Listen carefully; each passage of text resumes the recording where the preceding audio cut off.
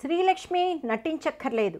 తెర మీద కనిపిస్తే చాలు మన ప్రమేయం లేకుండానే టక్కున నవ్వొస్తుంది.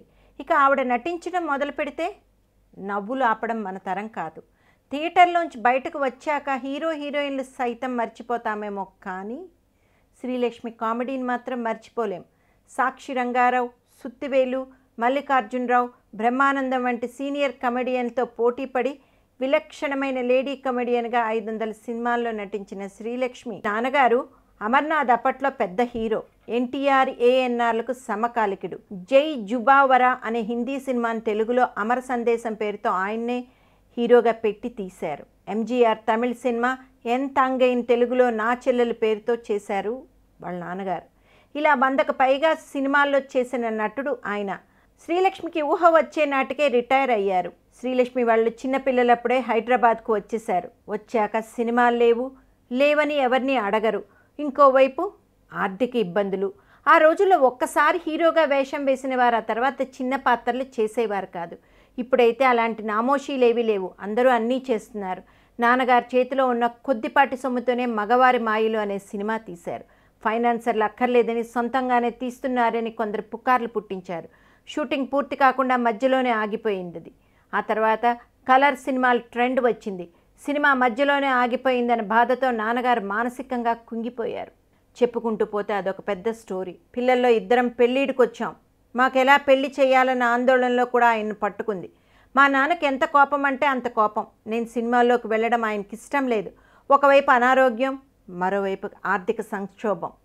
వాటికి తోడు పిల్లలకి ఏదైనా చెప్తే వినడం లేదనే బాధ అన్నీ మనసులో పెట్టుకునేవాడు. అమ్మా వద్దమ్మా, ఇండస్ట్రీలో లోటుపాట్లు మీకు తెలియదు, నాకు అన్నీ తెలుసు. మీరు ఆడపిల్లలు, అక్కడ బతకడం కష్టం. నాకు చేత కావడం లేదనే కదా మీరు నా మాట వినకుండా వెళ్ళిపోతున్నారు అన్నారు. నాన్న, ఏదో ఒక రాయి వేద్దామని వెళ్తున్నాను, వద్దనకండి అని నేను అన్నాను. ఆయన కోపంగా సరే పో అని వదిలేశారు.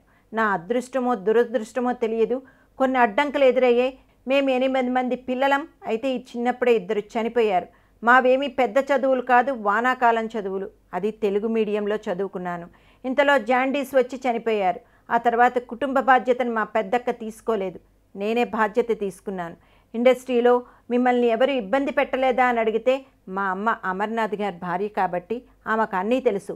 మెడలో గంటలు కట్టడం, అగ్రిమెంట్ రాయించుకోవడం వంటి వాటికి అమ్మ ఒప్పుకునేది కాదు. అమ్మ వల్లే అన్నిటినీ ఈదుకుని ఒడ్డుకు చేరాం. 500 సినిమాల్లో నటించాను. వెనకేసుకున్నది ఏమీ లేదు, ప్రేక్షకుల అభిమానం తప్ప, ప్రేమ తప్ప. చెన్నైలో ఒక ఇల్లు ఉంది. మొన్ననే కోవై సరళను కలిసినప్పుడు ఇండస్ట్రీకి వచ్చి ఏమీ దాచుకోలేదు, చిపో అని విసుక్కుంది. సంపాదనంతా ఫ్యామిలీకే సరిపోయేది. ఈ బాధలు చుట్టుపెట్టినప్పుడు ఏడ్చుకునే రోజులు ఎన్నో ఉన్నాయి. నేను కూడా ఏడ్చాను. ఇంటికి వచ్చి మా అమ్మతో ఒక ఆర్టిస్ట్ ఇలా అంటున్నాడు అని కన్నీళ్లు పెట్టేదాన్ని. అప్పుడు అమ్మ అన్నీ మంచికే, అవన్నీ ఎదుర్కోవాలి అని ధైర్యం నూరిపోసేది. సిల్క్ స్మిత్ లాంటి డ్యాన్సులు చేయవచ్చు కదా, బోల్డెంత డబ్బు వస్తుంది అన్నారు కొందరు.